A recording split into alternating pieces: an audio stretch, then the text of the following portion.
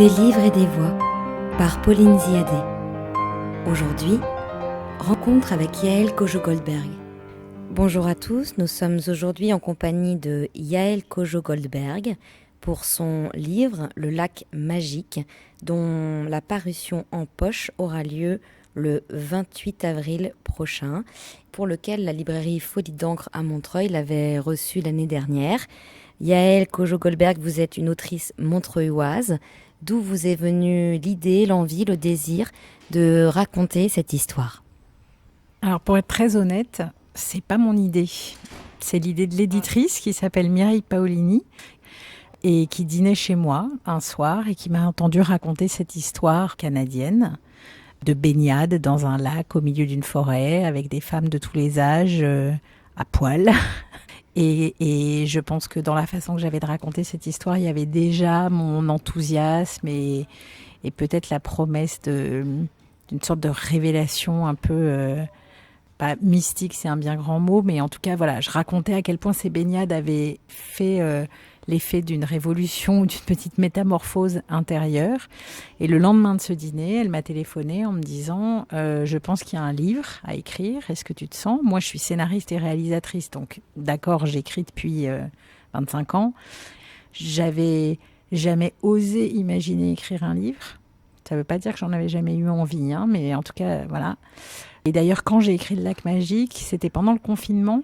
Ça m'a vraiment aidée parce que je me suis jamais imaginé que j'étais en train de l'écrire. Voilà, tous les jours, je montais dans mon bureau, j'écrivais ce livre.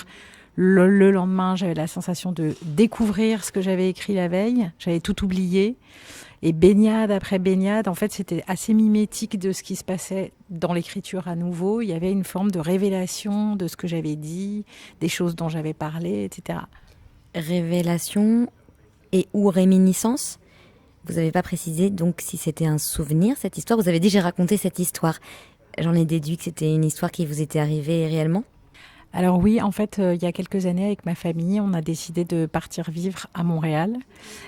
On a passé l'été à voyager un peu au Québec et on s'est retrouvés, pas tout à fait par hasard, mais on s'est retrouvés dans une communauté juive, anglophone, communiste. Et on y a passé l'été avec une maison au bord d'un petit lac.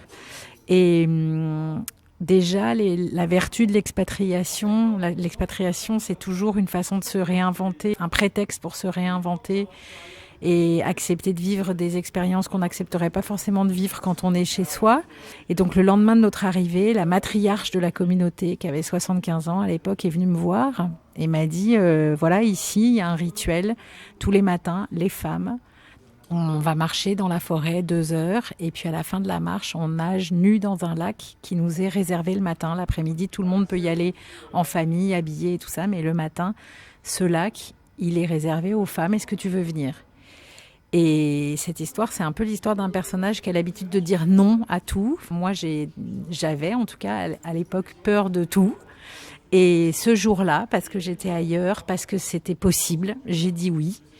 Et donc, je suis allée me marcher et baigner tous les jours nue dans ce lac pendant plusieurs semaines. Et donc, le lac magique, c'est le récit de ces baignades. Qui ont fait ou pas remonter à la surface des choses, des sensations, des souvenirs, un lien avec un passé? Alors c'est un peu tout ça qui s'est passé. Sur le moment, j'ai pas la sensation, quand j'ai parlé du livre, notamment à Folie d'encre, je disais aux gens, j'ai pas vu la Vierge en nageant dans un lac, hein, c'est pas ça qui m'est arrivé.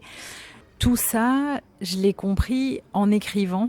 C'est-à-dire que je savais que j'avais vécu une expérience extrêmement forte, notamment en lien avec la nature, avec la sororité. C'est pas rien de se retrouver au Canada into the wild avec des femmes qu'on connaît pas et qui sont toutes nues et qui ont tous les âges. Et bon. Mais en écrivant, évidemment, tout d'un coup, le lien entre l'eau et l'écriture, le lien entre l'eau et la maternité, évidemment, la mienne, puisque j'ai 2 enfants, j'ai une mère.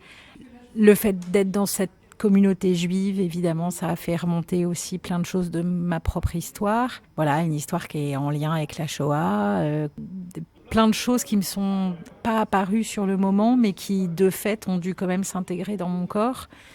Quand j'employais le terme de révélation tout à l'heure, c'est presque la révélation au sens du développement photographique, quand on faisait des photographies en argentique et que... Les choses apparaissent. Voilà, les choses apparaissent. Et moi, vraiment, c'est l'expérience que j'ai vécue là, dans cette écriture. Quand je relisais chaque jour ce que j'avais écrit la veille, je me mettais à comprendre ce que j'avais vécu. Donc en fait, l'écriture était une forme de catharsis. Il y a une première expérience, il y a un retour d'expérience et une réalisation à partir d'elle au travers de l'écriture. Ouais, c'est exactement ça qui s'est passé. J'écrivais sans plan, sans savoir vraiment où j'allais. Ça s'est fait de façon très fluide. Et par exemple, là, je recommence. Je n'arrêtais pas d'employer des métaphores aquatiques ou un vocabulaire qui avait à voir avec l'eau. Et d'ailleurs, au moment de la sortie de livre, il y avait eu un grand papier dans le Nouvel Observateur, je crois, sur les rapports entre l'écriture et l'eau. C'est ça qui m'est arrivé. C'est-à-dire que, en écrivant, j'ai compris. Je n'avais pas compris avant d'écrire. Et ça, c'est très troublant parce que j'entendais toujours les écrivains raconter mon personnage a décidé que le personnage... Et je me disais, mais enfin, ils se moquent de nous, ces gens-là. C'est quand même lui qui décide si son personnage... Et en fait, là, j'ai vraiment fait cette expérience pour la première fois. Il y a eu très peu de modifications, d'ailleurs, à la publication du livre. J'ai vraiment écrit au fil de la plume et je me suis replongée dans le lac au moment de l'écriture. Et effectivement, ça, c'était troublant, Annie Ernaux, elle a dit il n'y a pas très longtemps, je crois que c'était une phrase en exergue du jeune homme, quelque chose comme je dois écrire parce que si j'écris pas, j'ai la sensation de ne pas avoir vraiment vécu les choses jusqu'au bout. Et là, c'est une histoire en 2 volets. Le moment où j'ai vécu ça, l'été où j'ai vécu ça. Alors évidemment, vivre les choses, c'est quand même les vivre. Je pense que c'est un rapport avec ma judéité, c'est-à-dire qu'à partir du moment où on fait le récit de quelque chose, ça prend quand même une dimension... Une naissance, un baptême et une renaissance. Quelque chose de cet ordre-là. Est-ce que vous avez d'autres projets d'écriture en cours ou en désir ?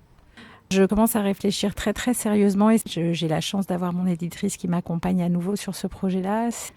En fait, quand j'étais adolescente, j'ai été accueillie dans la famille de ma meilleure amie à l'époque, où j'étais pas mal livrée à moi-même dans ma famille, à moi. Et donc, j'ai un peu fait le coucou. Le coucou, c'est un oiseau qui vient s'installer dans le nid d'une espèce qui n'est pas la sienne et qui prend la place. Et donc, c'est l'histoire d'une adolescente qui s'infiltre dans la famille de sa meilleure amie.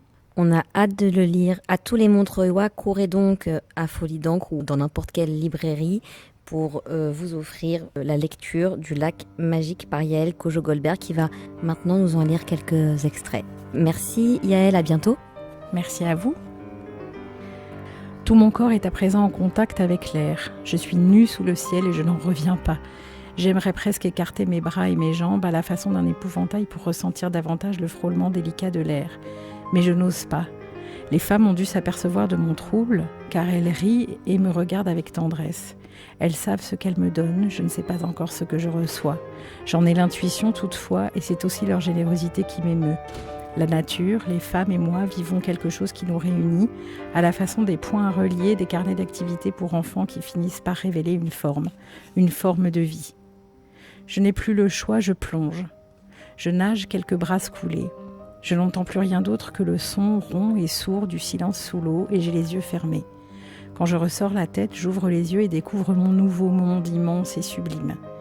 Cette vision est d'autant plus impressionnante que je suis dans l'eau, le regard au ras de la surface du lac. Je ne suis plus la spectatrice stupéfiée d'un paysage majestueux comme en haut de la montagne. Je suis le paysage, je suis l'eau elle-même. Mon corps est le lac. Comme pour canaliser cette énergie nouvelle qui pourrait me faire pousser un cri de bête, je fais la planche, ramassant à l'intérieur de moi ce nouvel élan, cette force vivante. Là, flottant, les bras et les jambes écartés sous le soleil, je souhaite ne jamais repartir de cet endroit merveilleux. J'ai l'impression de me baigner dans une eau au pouvoir magique. Je suis l'eau du lac. Si je suis l'eau du lac, c'est que je suis tout court.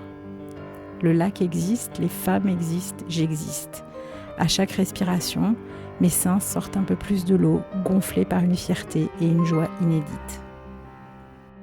C'était Des livres et des voix par Pauline Ziadé.